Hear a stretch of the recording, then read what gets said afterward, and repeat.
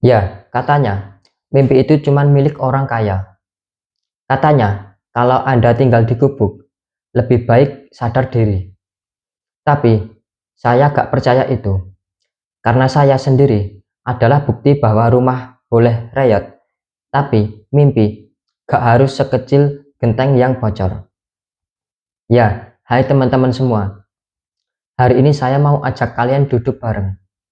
Dengarkan kisah nyata tentang seorang anak desa yang tinggal di gubuk kecil tapi gak pernah mau hidupnya berakhir sekecil juga. Ya, kalau Anda pernah ngerasa hidup ini sempit, berat, gak adil, video ini buat Anda. Karena kadang harapan terbesar justru tumbuh dari tempat paling sederhana. Ya, waktu kecil, rumah saya cuman gubuk dari bambu. Bukan rumah papan seperti tetangga, apalagi tembok seperti orang kota. Kalau hujan, bukan cuma suara air yang turun, tapi juga air yang netes dari langit-langit rumah. Ya, kalau malam tiba, kami tidur di atas tikar tua.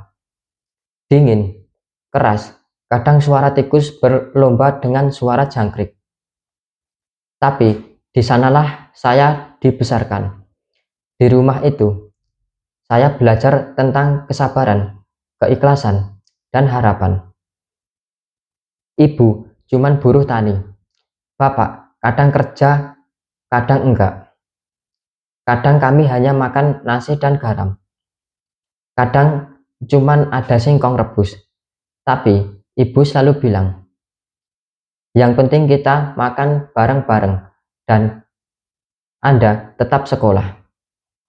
Ya, saya masih ingat. Waktu itu saya pernah tanya, Bu, kenapa kita punya rumah kayak orang-orang seperti mereka? Ibu cuman senyum dan bilang, Nak, kita emang gak punya banyak, tapi kita punya hati yang gak pernah menyerah. Saya gak ngerti saat itu, tapi sekarang saya tahu, itu kekuatan sejati. Ya, masuk SD, saya harus jalan kaki hampir 5 kilometer. Lewatin sawah, jembatan bambu, bahkan kadang nyebrang sungai kecil. Sepatu, bolong di kanan dan kiri. Seragam sudah pudar, tapi saya bangga karena saya tahu saya berjuang buat masa depan. Tapi hari ini, hari di sekolah, saya lihat teman-teman bawa bekal enak, punya mainan, punya buku baru, sedangkan saya cuman bawa pensil yang tinggal separuh. Dan kadang pulang sekolah langsung bantu ibu saya nyari kayu. Pernah juga dihina teman-teman, dibilang anak gubuk, anak miskin, gak bakal jadi apa-apa. Ya, waktu itu rasanya sakit banget, tapi saya pendam, saya simpan, dan saya ubah jadi bahan bakar buat mimpi. Ya, meski tinggal di gubuk, saya gak pernah mau mimpi kecil. Saya selalu percaya, saya bisa kuliah, bisa sukses, bisa bantu orang lain. Tiap malam, saya suka duduk di depan rumah sambil lihat langit. Bintang-bintang itu seperti mengajak saya ngobrol. Teruslah bermimpi, nak. Jangan lihat di mana Anda berdiri, tapi lihat kemana Anda mau melangkah. Ya, saya mulai suka baca buku bekas dari pasar, majalah lusuh, bahkan bungkus nasi yang ada tulisannya.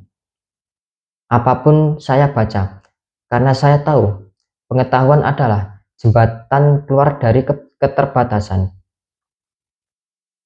Tapi jalan menuju mimpi itu gak semulus bayangan. Ya, waktu SMA, saya hampir putus sekolah. Biaya makin besar, dan bapak sakit-sakitan. Saya mulai bantu jualan, ngarit rumput, buat kambing, jadi kuli angkut pasir. Pernah juga kerja bangunan sepulang sekolah. Demi bisa beli seragam dan bayar SPP. Ya, saat itu saya mulai lelah. Pernah suatu malam saya nangis sendiri, bertanya ke Tuhan, kenapa hidupku begini? Salahku apa? Tapi pelan-pelan aku sadar, Tuhan gak pernah salah kasih ujian.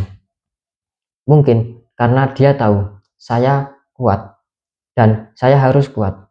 Karena saya nggak mau hidup saya cuman jadi cerita sedih. Ya, semua mulai berubah waktu saya nemu HP rusak. Saya bongkar sendiri, gagal, nyetrum, tapi saya penasaran. Akhirnya, saya belajar lewat internet, nonton video YouTube, baca forum. Dari situ saya mulai bisa servis HP. Ya, dari servis HP, saya dapat uang. Lalu saya beli HP bekas. Dari HP bekas, saya mulai buat konten kecil-kecilan, video inspirasi, motivasi, kehidupan di desa. Ya, view-nya cuman sedikit. Awalnya cuman puluhan, tapi saya senang karena dari gubuk kecil ini, saya bisa bicara ke dunia, bisa berbagi semangat, dan bisa berbagi harapan. Ya, sekarang saya sudah bisa bantu ibu perbaiki atap rumah, bisa beli kasur baru, bukan tikar lagi.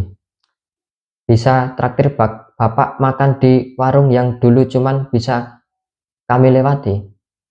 Ya, channel YouTube saya mulai tumbuh. Bukan karena saya hebat, tapi karena saya konsisten dan gak menyerah. Ya, saya juga mulai bantu anak-anak kecil di desa. Saya kasih buku, ajak mereka belajar, dan bilang ke mereka, kalian boleh tinggal di rumah kecil, tapi jangan punya mimpi yang kecil. Ya, saya pernah hidup dalam gelap, tapi saya gak mau mati dalam gelap. Sekarang saya ingin jadi cahaya kecil buat orang lain.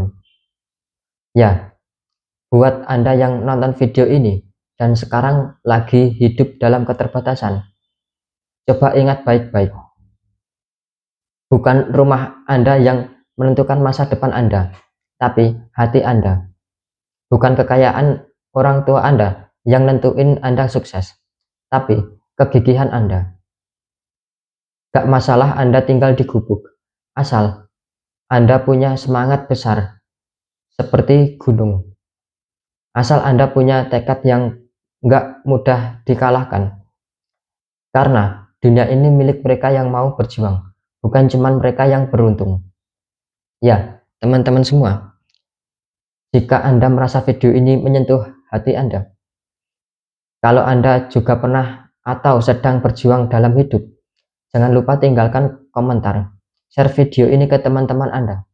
Siapa tahu ada orang lain di luar sana yang butuh satu dorongan kecil untuk bangkit. Subscribe channel ini jika Anda ingin terus dengar cerita-cerita inspiratif dari pelosok desa. Ya, dari anak-anak yang gak dikenal siapa-siapa, tapi berani bermimpi setinggi langit. Karena ingat, hidup di gubuk bukan akhir dari cerita. Itu bisa jadi awal dari perubahan besar. Terima kasih sudah menonton sampai akhir. Sampai jumpa di video selanjutnya. Tetap semangat, tetap sederhana, dan tetap bermimpi. Salam dari saya, Doses Pas.